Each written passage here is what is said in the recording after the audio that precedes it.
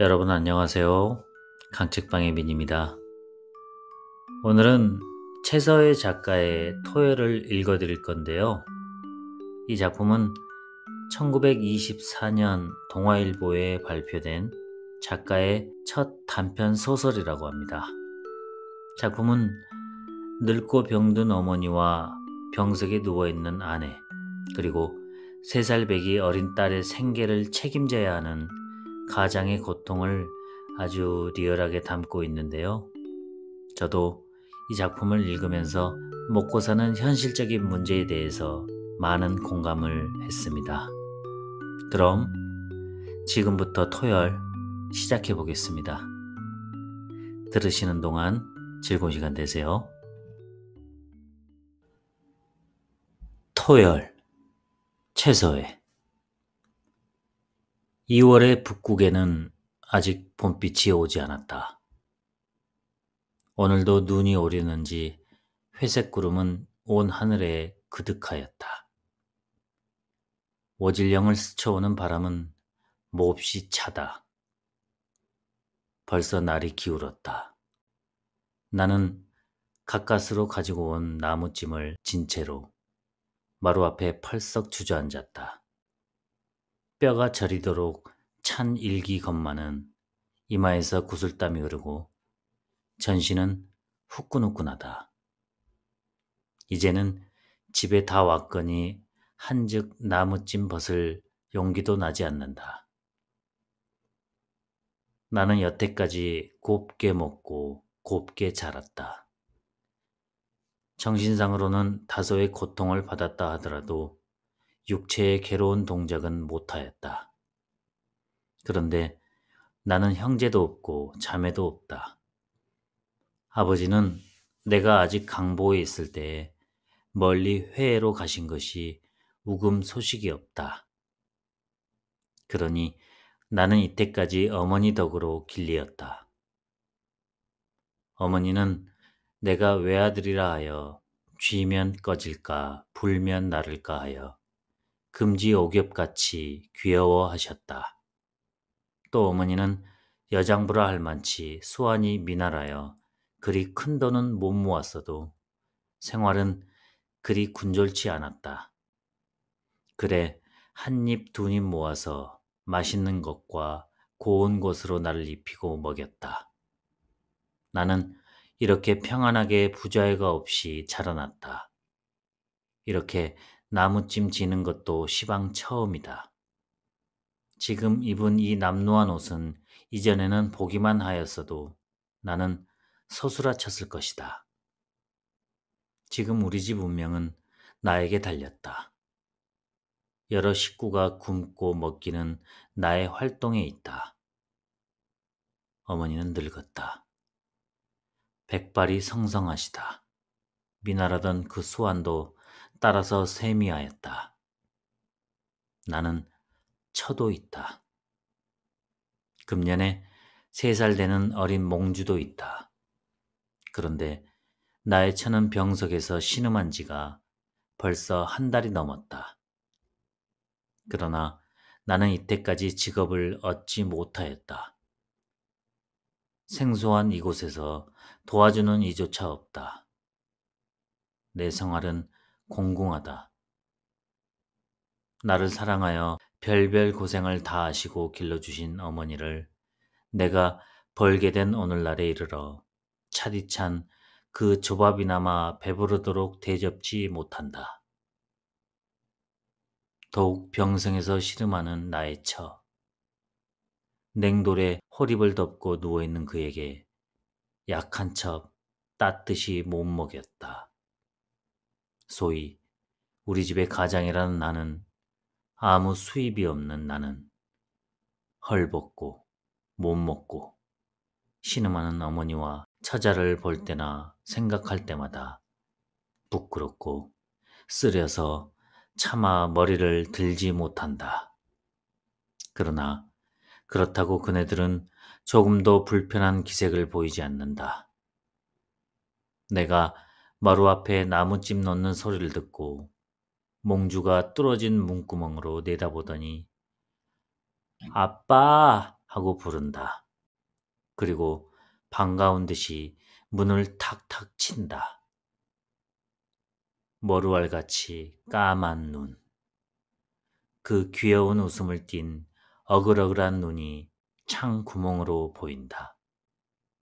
그 모양을 보는 나는 잠깐 온갖 괴로움과 서름을 다 잊었다. 알지 못할 아름다운 사랑을 느꼈다. 이때 어머니가 부엌문을 열고 내다보신다. 흐르는 광음을 설명하는 늙은 나체는 모든 괴로움과 근심의 아문이 돌았다. 그것을 보는 내 마음은 칼로 쪽쪽 찢는 듯하다. 인제야 오니? 배고프겠구나. 어머니는 괴로운 웃음을 지으면서 말씀하신다. 괜찮아요. 아침을 많이 먹었더니. 나는 가장 쾌활스럽게 괴롭지 않은 듯이 대답하였다. 그러나 실상인즉 배가 고팠다. 나는 나무찜을 벗었다. 땀이 배인 의복에서는 몸을 움직일 때마다 시뜻한 땀 냄새가 코를 찌른다. 나는 꽁무니에 질렀던 낫을 뽑으면서 부엌에 들어섰다. 양기가 잘 들지 않는 방이요. 바깥날이 흐렸고 벽이며 창이 연기에 그을러서 어둑하고 유울한 실내의 공기는 10분 불쾌하였다. 나는 서양 소설에서 읽은 비밀 지하실을 상상하였다. 몽주는 방긋방긋 웃으면서 바지를 잡아 끈다. 똥똥하던 낯이 가죽만 남아 파랗게 된 천은 부뚜막에 고요히 누웠다가 쌍꺼풀진 눈을 힘없이 떠서 나를 보더니 다시 스르르 감는다. 미미한 호흡은 괴로운 듯이 급하다. 나는 창 곁에 몽주를 안고 앉았다. 어머니는 병처의 곁에 앉았다. 몽주는 나의 조끼 단추도 만져보고 호주머니에서 종이 조각을 끄집어내었다가는 끄집어내면서 나를 보고 방긋 웃는다. 죄 없는 그는 늘 웃으나 나는 가슴이 뿌듯하였다. 치마 하나도 없이 차디찬 냉방에서 온 겨울 아랫도리를 벗고 지낸 어린 몽주를 볼 때마다 나는 눈물이 솟았다. 아, 과연 내가 남의 아비 노릇할 자격을 가졌는가? 나는 가슴이 답답하였다. 목구멍에서 연기가 핑핑 돈다. 소리를 크게 쳐서 통곡을 하고 싶다. 나는 그만 몽주를 어머니에게 보내고 목침을 베고 누웠다. 눈을 꼭 감았다. 배가 아프다. 나는 수년되는 복통이 지우금 낫지 않았다.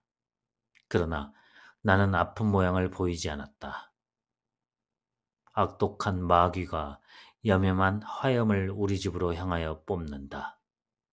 집은 탄다. 잘 탄다. 우리 식구도 그 속에서 타 죽는다. 나는 몸살을 치며 눈을 번쩍 떴다. 그것은 한 환상이었다. 나는 다시 눈을 감았다. 마음이 진정되지 않는다. 머리맡에 있는 오랜 신문을 집어들고 읽어보았다. 그러나 그것도 의식 없이 읽었다. 온갖 생각이 뒤숭숭한 머리로는 이해할 수 없었다. 나는 그 신문으로 낯을 가리우고 눈을 감았다. 처의 신음소리가 점점 높아진다. 모두 죽었으면 쉬어나겠다고 나는 생각하여 보았다. 어머니도 죽고 처도 죽고 몽주도 죽고. 만일 그렇다 하면 그 모든 시체를 땅에 넣고 돌아서는 나는 어찌 될까? 모든 짐을 벗었으니 자유롭게 행동할까? 아, 아니다. 아니다. 그네들도 사람이다. 생을 아끼는 인간이다. 그네의 생명도 우주에 관련된 생명이다. 내가 내 생을 이해한다 하면 그네들도 나와 같이 생을 석할 것이다. 그네들도 인류로서의 권리가 있다. 왜 죽어? 왜 죽으라 해? 나는 부지불식간에 주먹을 부르짖었다. 여보, 새어내리는 소리로 처가 부른다. 왜 그러? 나는 벌떡 일어나면서 낯을 찌푸리고 귀찮은 듯이 대답하였다. 그러나 나는 처가 미워서 그런 것은 아니었다. 내 짜증에 그런 것이다.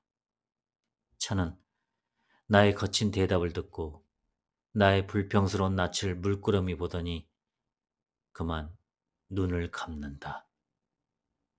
감은 그 눈에서는 소리 없는 눈물이 흐른다. 내 간장은 청갈피, 망갈래로 찢어지었다. 내가 왜 짜증을 내었나? 병구안도 바로 못하는 그를 내가 왜 마음이나 편하게 못해주나? 나는 후회와 측은한 감정이 가슴에 넘치었다. 나는 처의 곁으로 가서 그의 팔을 주물렀다. 그의 사진은 온통 뒤틀리고 주로 붓는다. 또 풍증이 있는 것이다. 그는 퍽 괴로운 모양이다. 그 이마에서는 진땀이 빠직빠직 돋는다. 호흡은 급하였다. 이제는 죽는구나 하고 나는 속으로 말하였다. 나는 여보 하고 불렀다. 그는 혀가 굳어서 대답은 못하고 눈을 번쩍 떴다가 다시 감는다. 그 두 눈에는 혈조가 빨갛게 올랐다. 처의 다리를 주무르던 어머니는 흑흑 느껴 우신다. 너를 죽이는구나. 너를 약한 척 바로 못 쓰고 너를 죽이는구나. 어머니는 한탄하신다. 철없는 몽주는 엄마, 엄마 하면서 젖먹으려고 인사불성의 어미 가슴에 기어오른다. 나도 그만 눈물이 쏟아졌다. 어쩌면 좋을까? 예, 의원을 보이고 약이나 좀 써보았으면 온이나 없겠구나. 응? 아유, 어디 좀 가서 사정이나 하여 보아라. 어머니는 울음절반으로 말씀하신다. 나는 아무 말도 없이 일어섰다.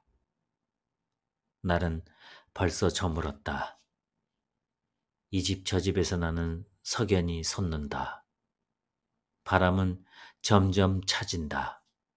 나는 의원을 불러왔다. 패심 좋은 의원을 제발 사정하여 불러왔다. 의원은 처의 맥을 보더니 병은 대단히 위중한 걸요. 그러나 거치지요. 한다. 나는 마음이 좀 느긋하였다. 어머니도 반가운 듯이 그러면 어서 고쳐주시오. 죽지나 않겠소. 하신다. 예, 뭐 죽기야 하겠소마는 하면서 의원은 주저한다. 그의 안색은 이상하게 빛났다. 나는 또 무슨 일이 있는가 하여 그런데 어찌 어려운 일이 있습니까? 하고 물었다. 아니, 별 어려운 일이 아니라 시방 양반들은 병이 나오면 자기 덕이라는 걸 하면서 쓱 돌아앉아 배를 퉁긴다. 어머니는 어느 결에 준비한 것인지 그의 앞에 술상을 갖다 놓았다. 벌써 의원의 눈치를 채인 나는 술을 잔에 부어 의원에게 권하면서 그럴 리야 있겠습니까? 하였다. 의원은 술을 마시고 수염을 씻으면서 그러면 우리 계약합시다. 한다. 나는 공연히 가슴이 울렁울렁하였다. 계약은 어떻게? 나는 물었다. 저 병을 지금 당장에 고칠게. 100원을 주겠소? 그 소리는 의기양양하게 명령적이었다. 나는 그 말 대답하기에 주저하였다. 과연 내가 100원을 낼 힘이 있는가 의심하였다. 100원을 못 낸다 하면 천은, 나의 사랑하는 천은, 나를 위하여 온갖 풍상을 다 겪은 천은 죽는다. 세상이 이리도 야속하냐고 나는 생각하였다. 이때 어머니는 100원 드리지요. 사람만 살려주시오. 하신다. 정말? 하고 의원은 다진다. 참말이죠. 어머니는 대답하였다. 자, 우리 그러면 계약서를 씁시다. 아, 말하면 그만이죠. 계약서 없다고 변하겠습니까? 살려만 주시면 그 은혜는 정말 하고 피상적 대답을 하는 나는 도리어 그를 반항하려는 악감이 일어났다. 망할 자식. 내 처 병만 고쳐놓으면 100원은 고사하고 백리도 못 먹으리라 하는 감정이 나의 눈을 붉혔다. 의원은 동침으로 병자의 사지를 놓는다. 나는 처의 손을 꼭 잡았다. 침을 다 놓은 의원은 감히 석영탕이라는 처방을 써준다. 과연 그 의원의 묘술은 놀랄만하다. 처의 병은 좀 돌렸다. 사지가 노곤하해졌다. 호흡도 안정하였다. 의원은 가장 큰 승리나 얻은 듯이 만족한 웃음을 지으면서 그러면 그렇지. 아니 나을 리야 있겠어? 그런데 약속이나 잊지 말으시오.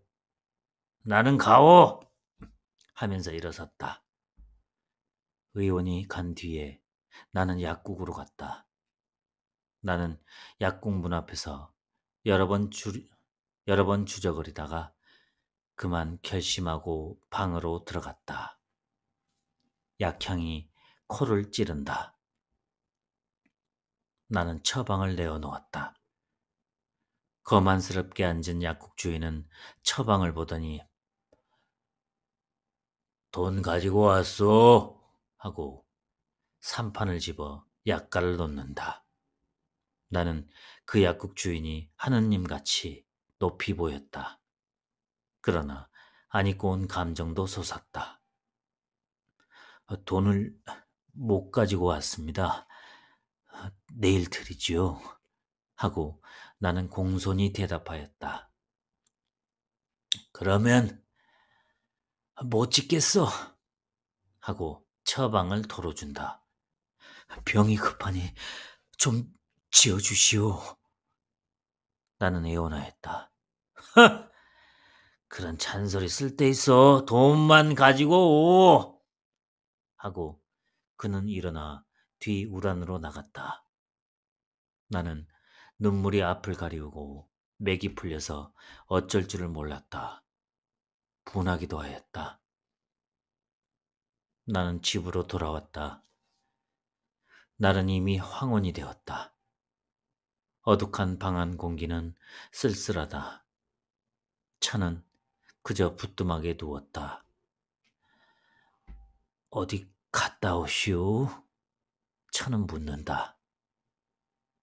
나는 그저 응? 하였다.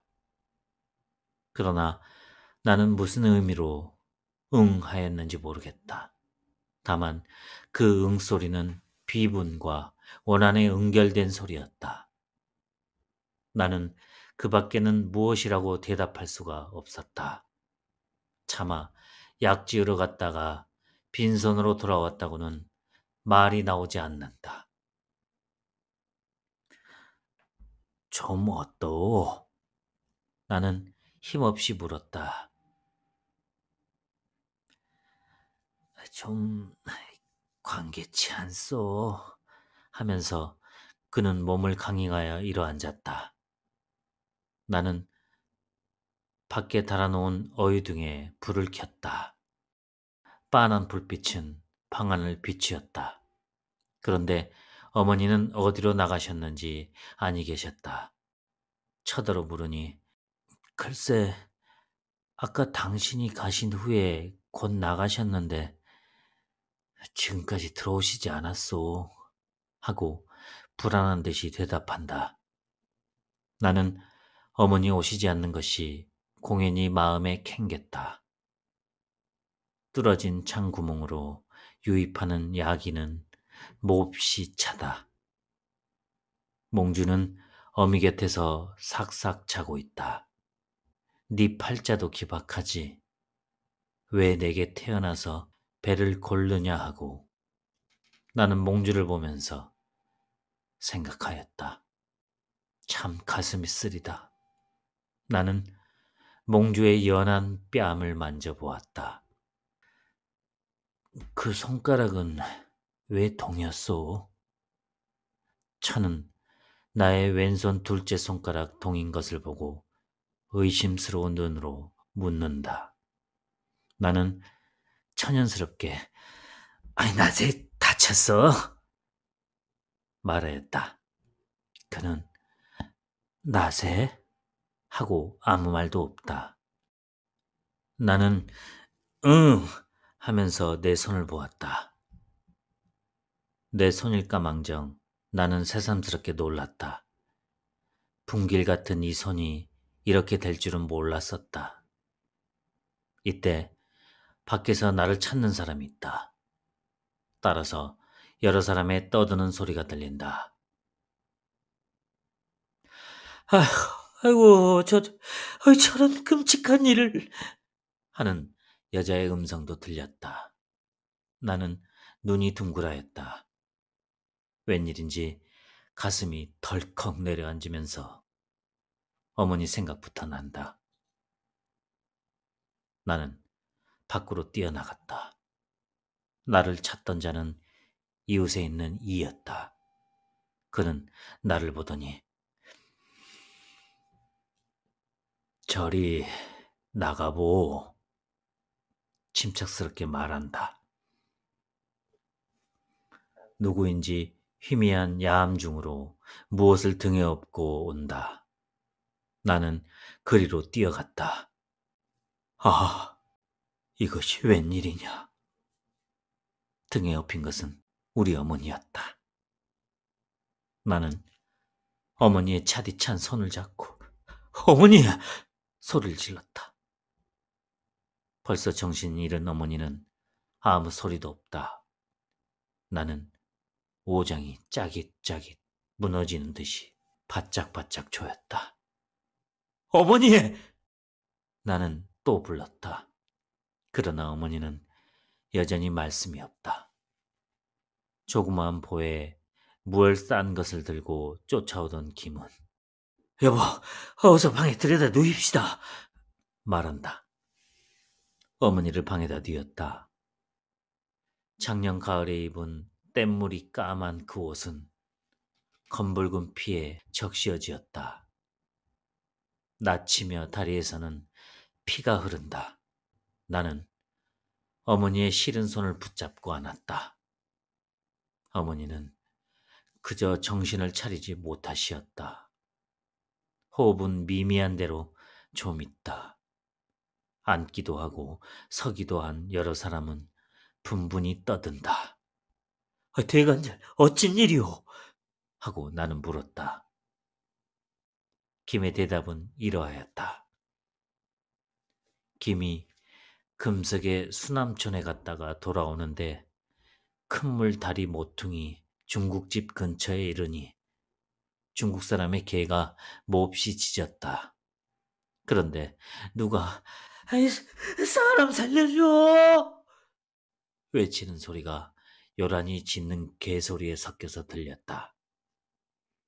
김은 뛰어가 본즉 그것은 우리 어머니였다. 어머니는 개에게 물리면서도 무엇인지 보에 싼 것을 꼭 안았다. 그래, 그 개를 쫓고 김과 함께 오던 이가 어머니를 업고 김은 그 보에 싼 것을 들고 왔다. 그 보에 싼 것이 무엇인가? 이가 묻는다. 김은 볼을 풀었다. 불과 2, 3승의 좁쌀이었다. 어머니는 쌀 얻으러 수남에 간 것이었구나. 저녁 먹을 쌀 얻으러 자기 머리에 월자를 풀어가지고 갔었구나. 차는 운다. 앓던 그는 소리쳐 운다. 떠드는 바람에 자던 몽주도 깨었다.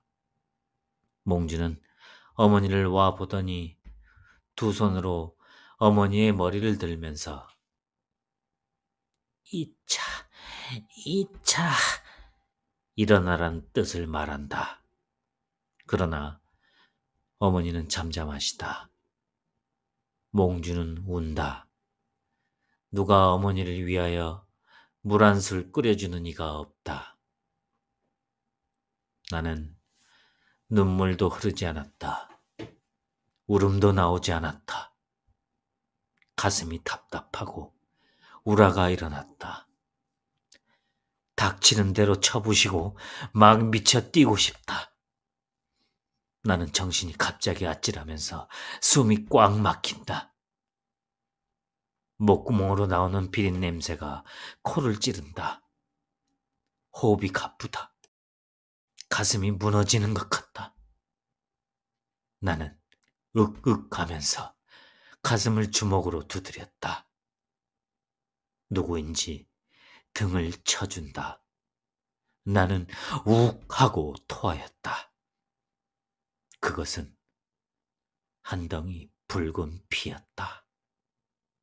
아, 괴로워. 처의 울음소리, 몽주의 울음소리, 귓전에 어렴풋이. 지금까지 최서의 토요일이었습니다.